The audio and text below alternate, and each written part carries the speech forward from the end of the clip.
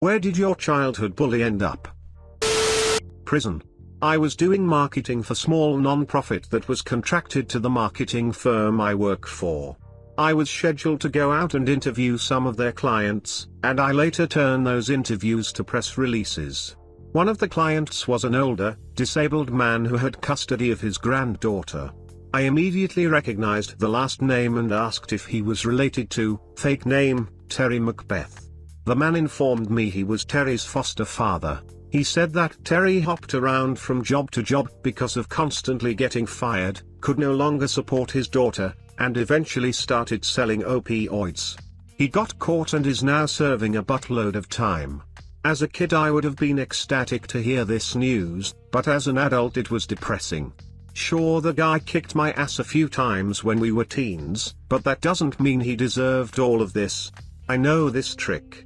His real name is Mary T.C. Beth. You gave it away. He just gave me a ride to work the other day. In middle school he used to torment me.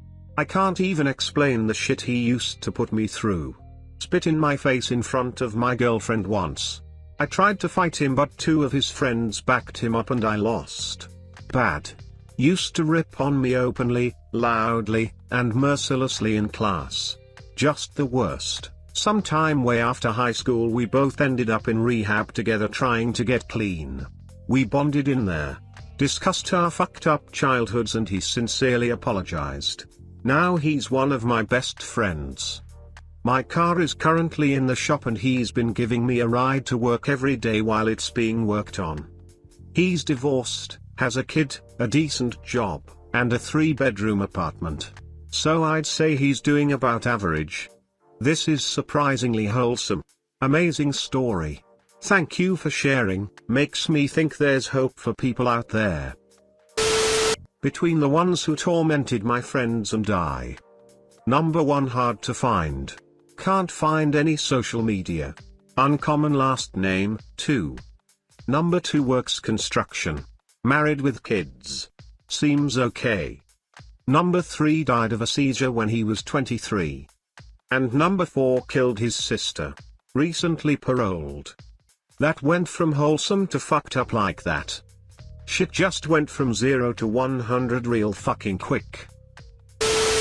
I wouldn't say I had a specific bully who tormented me constantly, but there was one who was a bully often. I don't know where he ended up now, but I did get satisfaction years later against him. I was in my 20s and was playing basketball with friends at the park when he came up to us and wanted to play. I didn't like him, but it had been so long ago that I said okay. At this point I was much bigger than him, so he guarded one of my friends who was overweight and pretty nerdy. When we were playing I could see him getting extremely physical with my friend, especially for a friendly game. We're talking throwing elbows and stuff. Finally he hits him in the face and knocks his glasses off.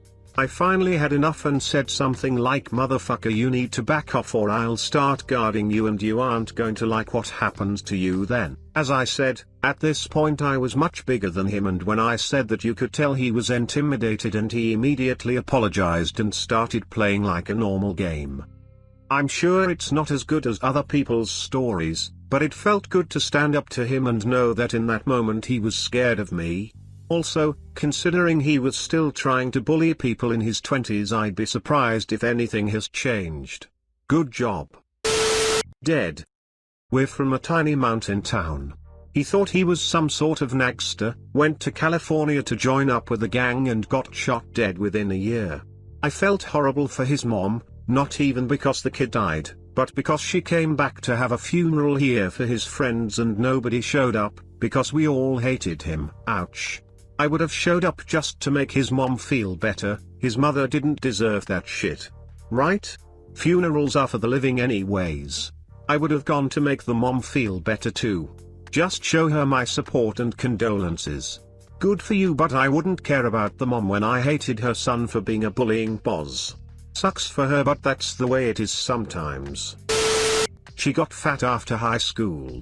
Incredibly satisfying seeing as she pretended since the 3-road grade to be my bestest friend, most likely talked shit about me in any/every way she could, telling the whole school all the things I told her in confidence, including that I was sexually assaulted, which she then told everyone I wanted/liked it. I hope the same going happens to her. I've always been overweight, so seeing her blow up like a balloon animal is highly enjoyable. Fuck you, I hope you rot. Edit, she also got drunk at a bar and yelled racist things to some women. One of them tweeted her picture with her full name and it went viral with everyone we know. Loved hearing about that. Being a lonely weeaboo. In my 50s now. One was good looking and charismatic in school. Looked him up recently and found a funeral announcement from a few years ago with a pic of him looking pretty rough as if from hard partying. One was mean AF to everyone in middle school and dropped out by 10th grade. When we were about 20, word got around he was in prison for murdering his girlfriend. One was in a really bad, should have been fatal car accident. My brother said he was on some plastic surgery reality show. Nothing in social media since.